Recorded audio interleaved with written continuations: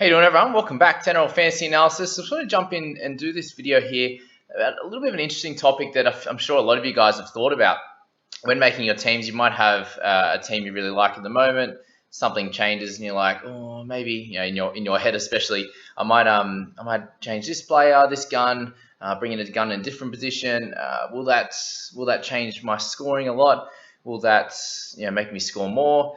A lot of those kind of questions. And I just want to pop in some numbers here to show what you can do or what happens to your team in terms of having a bit of a projected score, a score total for your team if you change a few players in there. So I just wanted to start with a couple options. We've got team one here, and you'll notice there's a couple of different changes in terms of where guns are positioned in your team, and how I've worked it out is to be fairly split across all the positions, whether there might be the odd position with two guns, for example, a little bit more in a different position, for example, and they'll show that what we actually come out to is some scores that are pretty similar. These are just my projections. Obviously, you probably won't score this exact thing in round one, and I haven't included captaincy as well. But with team one, we've ended up with 764 as our sum, and then 770 for team two. So not too much of a difference, and we'll go through the teams here. And in team one, I've decided to go for a gun hooker. So with Brandon Smith playing, I've popped him in there. He's got that mid duel as well, which is pretty cool. I was trying to get Cook for this one, but it's just a little bit too expensive. So dropped down to Smith, and that fit. I think the team ended up with 33k remaining. So that's Smith there. So we've got the gun and the hooker, which is cool. We've got a gun in the front, in the mids position with Haas, and he's the same across both teams.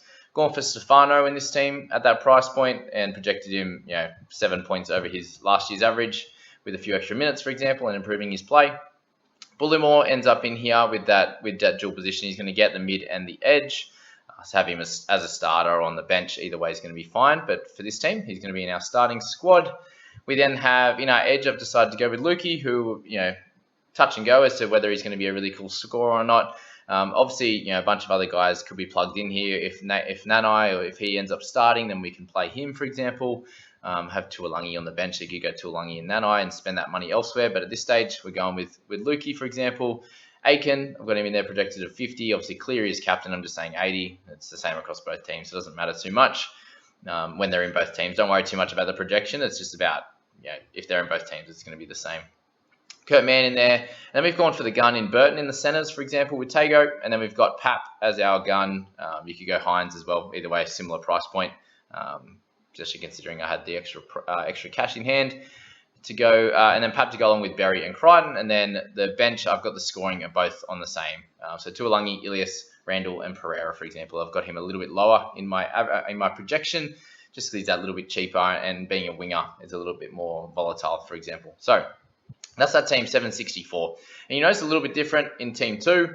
This one's a little bit, team two. I heard a bunch of people asking me questions around what my team's going to look like.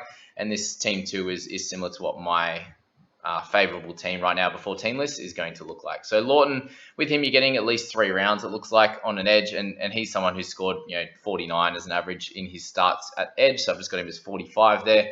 He has that dual position as well. Haas, Arrow, and I'll move Kurt Mann into the mids. Again, just playing around with this, I got annoyed in that last video. I'm sure you all had a bit of a laugh when I was just saying just to blow up your teams when Kobe Hetherington was out. So just plugging in a few different guys. If I had a little bit extra cash in the bank, I spent up a little bit, which we'll see in a second as to why I did that, for example, and have a look at that in your team. If you can spend that little bit extra, or spend money on a gun in a different position that you think is going to be a little bit safer, for example, we'll explain in a second. So I had Stefano in my side, and instead of Stefano, I just spent up a little bit higher. About that 80k extra, and got someone like Dylan Brown, who I think is going to be, he's priced at 51, and I can see him averaging around that 55. So I think he's a gun that's going to be super consistent for my side, and that's going to be important. As I said, we're speaking about the mental side of the game, and having someone that's really consistent in their scoring, with Brown being mainly focused on around those tackles and running the ball with a little bit of kicking, and then he can get some try assists and tries as well. That side of the game, the attacking side, was pretty low last year, and they're going to have a pretty nice time of it in the first bunch of rounds. So he's someone I'm pretty interested in, Dylan Brown there. So I decided to go with him over Stefano. I just think being a little bit safer to get that mid-50 score. Obviously a little bit more expensive, but I project Stefano for 50 and then Brownie at about 55. So you get that price difference. You make that up anyway. So that's an example that I've used there. but would be moving Kurt Mann into the mids once he gets his duel. So anyone that is named in there for round 1, guys, if they only have one position so far, they will get a duel. So just be aware of that. You can move things around.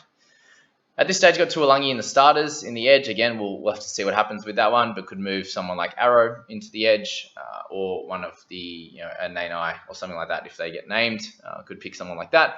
Aitken's in there. We've got Cleary, obviously Brown I spoke about. Penasini's in this side with Tago as my starting centre, so I haven't got a gun in that position, but I do have Aitken who I can move down and play as that gun, for example. And then in this team, we've gone for Hines, Pap, and also Crichton. So 2 guns in this position. Hines has that duel with half as well, so I'm pretty strong in the halves position with this squad. But again, I imagine a bunch of these guys would change come team lists. This is just what I'm liking at the moment, for example. And then we've got very similar bench there with Bullimore on the bench, Ilias, Randall, and Pereira as well, with a bunch of other guys. Obviously, you've got Max King, guys like Robert Jennings and stuff if they're going to play, Walters if we have them in our side.